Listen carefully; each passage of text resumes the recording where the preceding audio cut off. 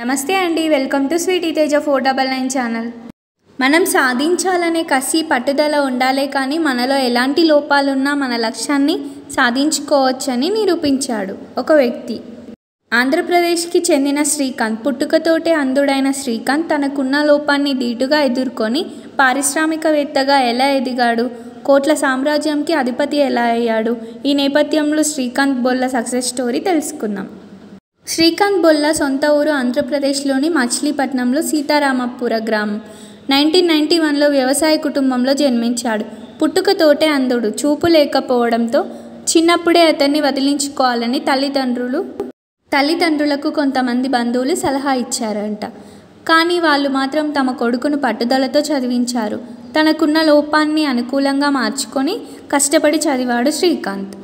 ఎన్నో అవమానాలు. నేను అంధుణ్ణి కావడంతో నాతో ఎవరు ఎక్కువగా మాట్లాడేవారు కాదు అన్నారు శ్రీకాంత్. నిరుపేద కుటుంబంలో పుట్టిన శ్రీకాంత్ సమాజం నుంచి అనేకసార్లు తిరస్కారాలు ఎదుర్కొన్నాడంట. కుక్క ఇంట్లోకి వెళ్ళిందని కూడా తెలుసుకోలేని నేను ఇంటి కాపలాకు కూడా ఉపయోగపడనని కొందరు మా అమ్మ నాన్నలకు చెప్పేవారు. ముఖం మీద దిండుతో నొక్కి నన్ను చంపేయాలని చాలామంది నా తల్లిదండ్రులకి సలహా ఇచ్చేవారని శ్రీకాంత్ వెల్లడించారు. ఎడ్యుకేషన్. శ్రీకాంత్ 6 ఏళ్ల వయసులో ప్రతిరోజు కిలోమీటర్ల దూరం నడుచుకుంటూ స్కూల్కు వెళ్ళేవాడు. స్కూల్కు వెళ్ళేవారంతా చెత్త చెదారం, చెట్లు చేమలతో నిండి ఉండేది. వర్షాకాలం వస్తే ఇబ్బందులు రెట్టింపయ్యేవి. 8 ఏళ్ల వయసులో అంధ విద్యార్థులు చదువుకునే బోర్డింగ్ స్కూల్కు సీట్ లభించింది. దీంతో శ్రీకాంత్ హైదరాబాద్కి షిఫ్ట్ అయ్యాడు. తల్లిదండ్రులకు దూరమైన స్కూల్లో చాలా ఉత్సాహంగా గడిపేవారు. శ్రీకాంత్ ఈట కొట్టడం, చెస్, క్రికెట్ లాంటి ఆటలన్నీ నేర్చుకున్నాడు. శబ్దం చేసే బంతితో ఆయన క్రికెట్ ఆడగలిగేవాడు. ఇంజనీర్ కావాలనుకున్నది ఆయన కల. అది జరగాలంటే సైన్స్, మ్యాథ్స్ చదవాలి. కానీ ఆ సబ్జెక్టులు తీసుకోవడానికి ఆయనకు అర్హత లేదంటూ స్కూల్ యాజమాన్యం అభ్యంతరం చెప్పింది. ఈ విషయంపై కోర్టుకెక్కాడు ఆయన. అంధుడైన కారణంగా 6 నెలల విచారణ తర్వాత ఆయన సైన్స్ సబ్జెక్టు చదివేందుకు కోర్టు అనుమతి ఇచ్చింది. ఇంటర్మీడియట్లో 98% క్లాస్లో టాపర్గా ఆయన నిలిచారు. ఇండియన్ ఇన్స్టిట్యూట్ ఆఫ్ టెక్నాలజీలో శ్రీకాంత్ బొల్ల ఇంజనీరింగ్ చదువుకున్నాడు. అంధుడైన కారణంగా ఆయన అడ్మిషన్ దక్కలేదు. దీంతో అమెరికాలోని విశ్వవిద్యాలయాలకి దరఖాస్తు చేసుకున్నారు. వాటిలో 5 యూనివర్సిటీల నుంచి ఆయనకు ఆఫర్స్ వచ్చాయి.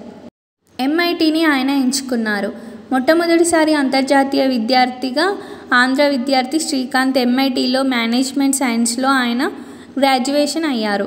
జాబ్ కూడా వచ్చింది. కానీ తాను మాత్రం ఇండియాలోనే పనిచేయాలనుకున్నాడు. 2012లో తిరిగి హైదరాబాద్కు వచ్చాడు. 2022లో స్వాతి అనే యువతిని పెళ్లి చేసుకున్నాడు. ఇటీవల ఈ జంటకు ఒక బిడ్డ కూడా జన్మించారు. ఇండియా వచ్చి బొల్లాంట్ ఇండస్ట్రీని స్థాపించాడు. ప్యాకేజింగ్ మెటీరియల్ తయారు చేసే ఈ కంపెనీ తాటి ఆకులతో పర్యావరణ అనుకూల ఉత్పత్తులను తయారు చేస్తుంది. ఇందులో ఎక్కువ మంది వికలాంగులే పనిచేస్తున్నారు. 2017లో ఫోర్బ్స్ మ్యాగజైన్లో ప్రచురించిన 30 ఏళ్లలోపు 30 మంది జాబితాలో శ్రీకాంత్ బొల్లాకు చోటు దక్కింది. ఈ సంస్థ వీలైనంత ఎక్కువ మంది వికలాంగులకు, మానసిక ఆరోగ్య సమస్యలు ఉన్నవారికి ఉద్యోగాలు ఇచ్చింది. కరోనా మహమ్మారికి ముందు మొత్తం 500 మంది సిబ్బందితో 36% మంది వికలాంగులు ఉండేవారు.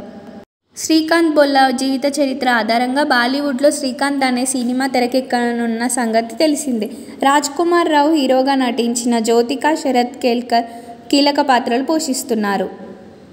తుషార్ హీరానందని దర్శకత్వం వహిస్తున్నారు. తాజాగా ఈ మూవీ ట్రైలర్ రిలీజ్ అయింది.